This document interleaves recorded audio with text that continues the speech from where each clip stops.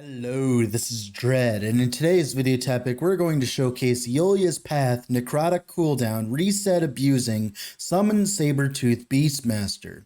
A build that exists thanks to the rework that Companions got in 0.9. Sabertooth has received a lot of love, and it has led to it actually looking like a competitive option to the other companions, except Squirrels. This build has pushed up to 300 corruption and has done tier 4 Jirla pretty well. I have a bit of decent gear, but a lot of it can be replaced with a few changes. But the one item that is required to make the build feel good is Yulias Path and a body armor with Minion added melee base crit. Remember that before playing the build. Other than that, everything else is pretty easily farmable. Even Yulias Path is a 10% drop chance from Empowered Herod, so you probably have one or two lying around after farming for other stuff like a Reign of Winter, right? If you end up enjoying the content or learning something new, leave a like on the video and subscribe to the channel. It shows me that you want more content like this, and this stuff takes a while to get set up in Theorycraft, so all the help is always appreciated. Alright, so the build has two focuses, one being Yulias Path and the other being the companion ability reset mechanic. We'll talk about the boots first because they are more important. Yulias are a pair of boots that allows you to scale a large amount of necrotic melee flat for your minions.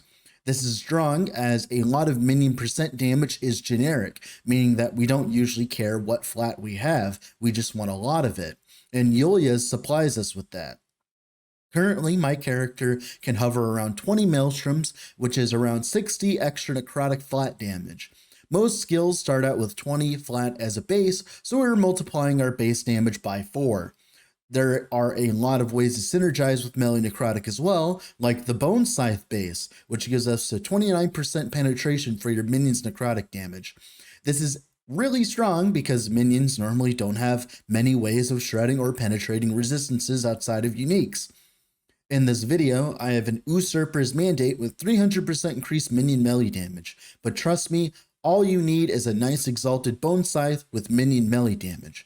But eventually Usurpers is a wonderful option as it not only gives you a bunch of free HP, it also gives you a decent amount of sustain because while you're using your abilities, because your swipe on your Sabertooth, it's hitting a lot. So you're getting actually a lot of HP from it. Now, to get this many maelstroms for Yulias, we utilize Whirlpool inside Warcry as we can get massive amounts of free maelstroms from this, and then combine it with self-cast maelstrom with Ogan Slumber stacks. We of course get to abuse healing effectiveness as well with the setup because each maelstrom heals us for 6 flat per. So at base, we're healing for about 120 flat per second, which is then increased to like 360 flat HP healing per second, which is phenomenal, as we don't actually leech from enemies or have any investment into health regen. So this combined with Usurper's Mandate is enough like sustain to actually survive in empowered monoliths and in boss fights, which is cool. The other half of the build is using mechanics to reset your companion ability related to summon Sabertooth, Flurry Swipes. So normally it's simply 3 auto attacks in fast succession, and they don't scale off attack speed or anything like that. This is important because we scale little to no attack speed on summon Sabertooth or our gear. This saves us a lot of points, meaning we can invest into other things like survivability. We then use sources like Primal Resonances instead of Swipe, and Furious Cry inside Frenzy Totem to reset the cooldown of Flurry Swipes a bunch of times, as it has a 10-second cooldown normally, which we don't like. So we can get away with more flurries per second than if we were just waiting for a 10-second cooldown. Then we use Maim, which double casts each flurry swipes as long as we have a Frenzy Totem out. So we hit 6 times instead. This is for every cast of it, indirect or not. So having Frenzy Totem down at all times is a must, in my opinion.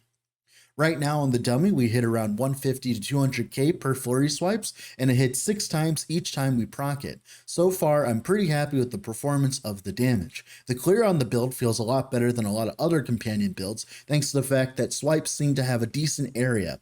We also use Apprehend inside Warcry to pull enemies closer, so they all get shredded by the flurry swipes. This is actually really strong and pushes our clear further, as we can simply pull everything together and blend them up with Sabertooth. It makes Monolith way more enjoyable, and especially since we get a control when he uses his companion ability, which makes it a lot less like a minion build and a lot more like a self-cast setup, as we don't need to worry about bad minion AI making our clear feel awful. Now, another thing that makes this build tick is the fact that we can constantly heal our Sabertooth to full. Right now, I have little to no investment in my Sabertooth survivability. I have a bit of minion health and base stats, but no investment into resistances whatsoever. This is because we heal our Sabertooth full every time we cast Primal Resonance. Our swipe is on a 1.7 cooldown, which gives us our Sabertooth unparalleled sustain. This works on any solo companion build, and it means that all we need to do is just spam HP on our gear. We don't need to worry about leech, regen, or resistances at all. There's a lot of other stuff that makes this build tick, so make sure to watch the next few sections in the video. Now, with all that being said, let's go in game and talk about the build in detail, shall we? All right, here we are in game with the build. We have this summon Sabertooth. Now, for kind of the play style of the build, main leader is going to be running around Monoliths, of course, casting your Warcry, your Maelstrom off cooldown, when your Logon Slumber stacks, all that. Make sure you have enough damage. And of course, when you have a pack, you want to use Warcry to apprehend everything, make them into the AoE here so that your Sabertooth can use its swipes to do damage. And of course, you can use your swipe off cooldown.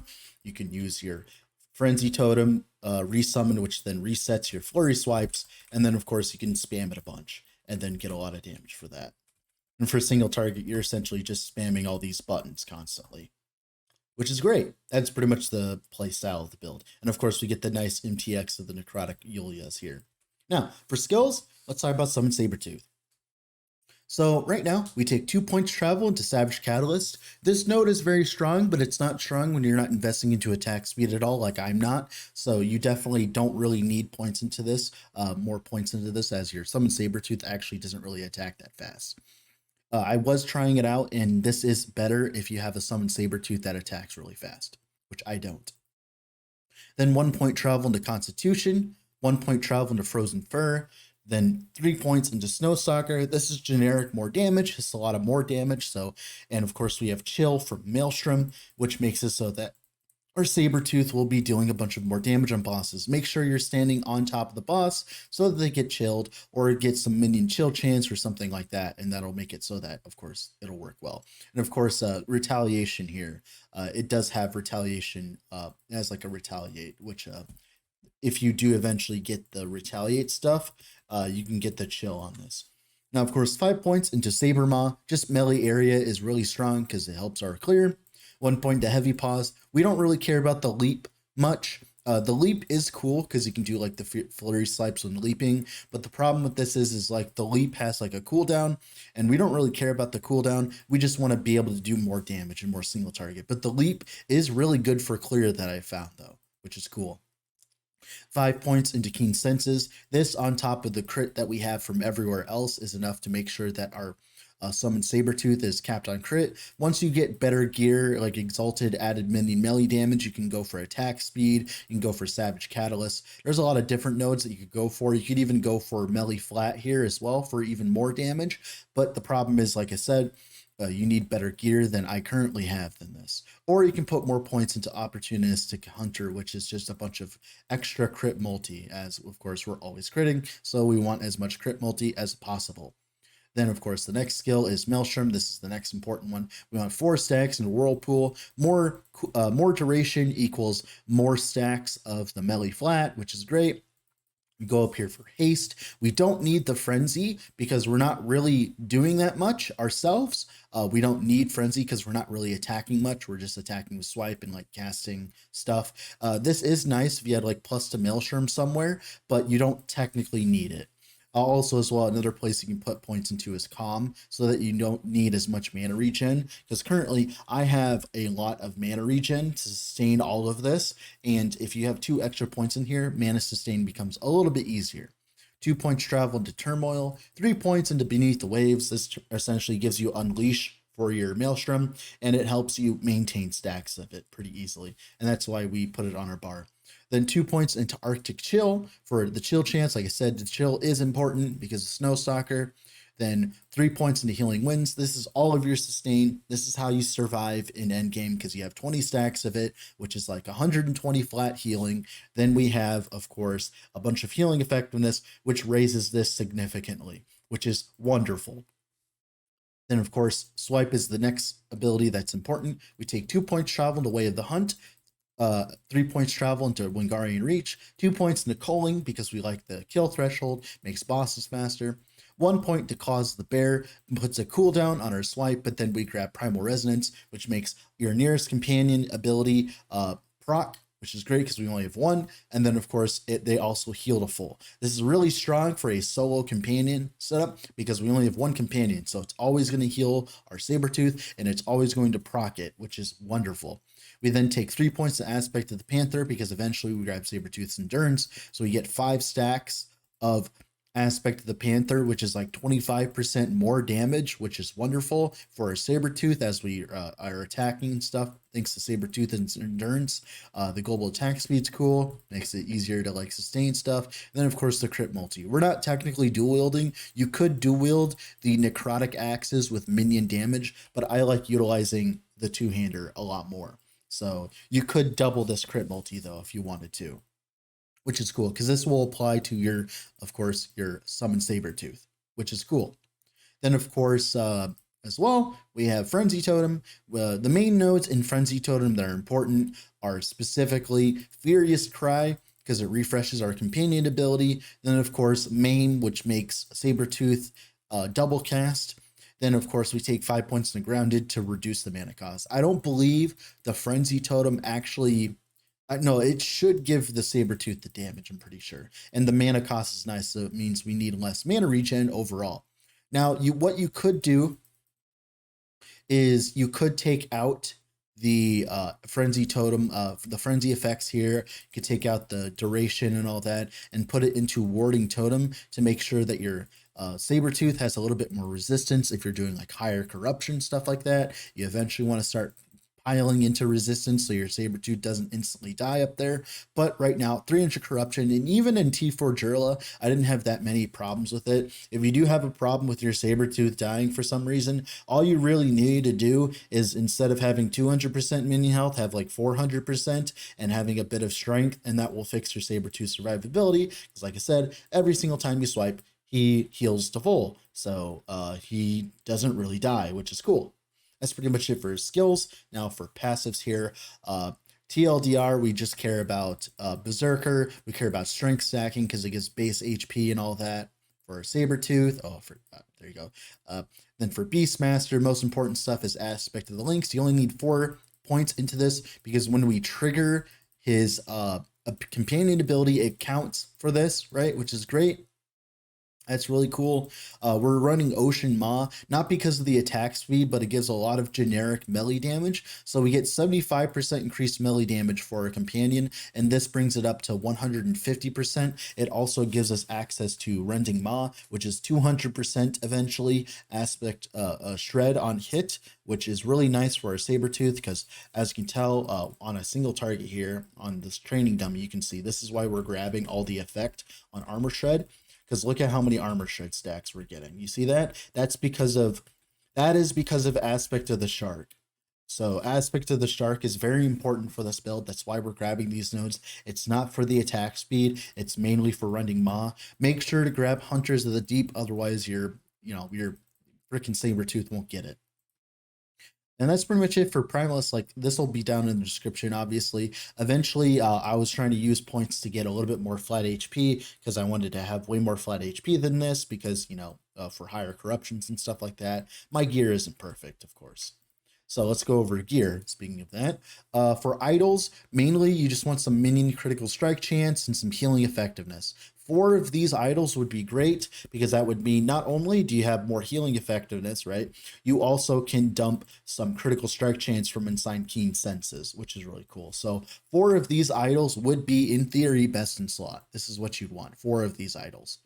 Now for the helmet here, we have Minion critical strike multiplier. We almost want as much critical strike multiplier as possible, make our Sabertooth hit like a truck. Strength is great. The rest of this is great.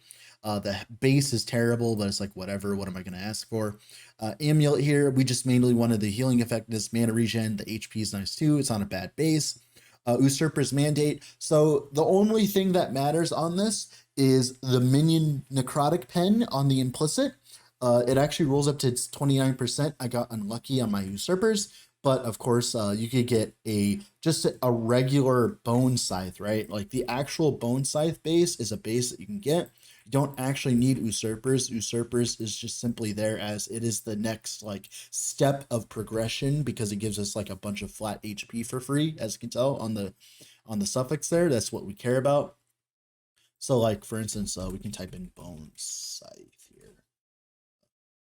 Yeah, I can show you here. So like Bone Scythe, something like this with increased minion melee damage is completely fine. You can run like all attributes for the 80 flat HP, like attack speed to make it faster. This would probably end up being better with like minion melee damage somewhere. I don't know if I have like this. This is what I was using until I got an Usurpers with tier 6 minion melee damage. This will do just as fine as this, if not better in some situations, especially since I didn't. But this is obviously the upgrade that you want to do eventually, because getting that extra flat HP is great. Your minions can't be stunned, which is great. Also, as well, getting all that extra health on hit, which is amazing, right? Because it helps you sustain yourself and you hit a bunch. When you use your Sabertooth ability in a pack, this will like heal you to full instantly, which is cool.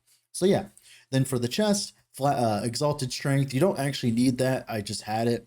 The minion melee critical strike chance, that is the most important thing. If you do not have this, your Sabertooth will not crit as often and the build will feel a lot worse. So you very much want this affix. This is important. Even if this was a statless item and all it said was added minion melee critical strike chance, that's all. But eventually, if you want, you can try to gamble on Titan Hearts here. So you can gamble on like a Titan Heart. This would be the best in slot for your chest if you got the added minion melee crit on it, as it just gives us a bunch of DR because we're using a two-handed melee weapon. This is definitely what you would want, something like that with added minion, added minion melee crit. Then the ring here, just some strength, mana regen. Turquoise rings are your best in slot because not only do they give minion health, they of course give minion critical strike multiplier, which we need a lot of. Eventually, you could move into an LP Death Rattle as well. Death Rattle would be cool if I had one that actually rolled well. Yeah, I don't have any, and I didn't roll any of them well. That's funny. So I'm using a Stormhide pause. I'm still on the fence about this. If you have a 3 LP Stormhide pause, it's pretty cool because it gives you a +1 to swipe, so you can grab more nodes over here. I have a 23 swipe. I know it doesn't look like it, but it's because it's bugged. But yeah, this Stormhide pause, I think you would want something a little bit better than this. There's a lot of modifiers you can get on gloves. We mainly care about the res, the life, and of course the +1 to swipe. Of course, the other ring, of course, as well. Mana regen, healing effectiveness. I feel pretty good at 20 mana regen. That's like the sweet spot. Eventually, when you get more levels to Maelstrom, you can run 2 points into Calm, which will make it so you need way less mana regen, which will be cool. That'll be wonderful. On the belt here, this is a pretty good belt. You want cooldown recovery speed on your belt and your Yulias path eventually, as that makes your swipe go down further, and it makes your frenzy totem go down further. And the further down these go, the more, of course, times you can spam your abilities, and also as well, the more cooldown you get, the lower cooldown Warcry is, which means more, of course, you want more, Maelstroms, which is great. So cooldown is a multiplicative modifier to your damage, so you want as much as possible, specifically on your Yulias and your belt. You could go for the cooldown bases on the helmet and all that, but specifically just a cooldown roll on your belt's fine. For the boots, like I said, Yulias Path, of course, you want like movement speed, you want vitality, you want cooldown, you want hybrid health. I was trying to farm for one, I never got one, which is fine. A regular base Yulias is fine. The roll ranges on these are pretty high though, so there's a big difference between getting a good one and a bad one. So it's very much so a trial and error thing. Then of course the relic, the base is absolutely terrible. All we care about is the +2 to swipe, which is a bunch of more damage for you know, of course, there's Sabertooth, and of course the mana regen, right? As you can tell, my gear is terrible. You could very much easily improve this, but I have to move on to the next build. So with all that being said, this has been Dread, off to go work on something else. Bye.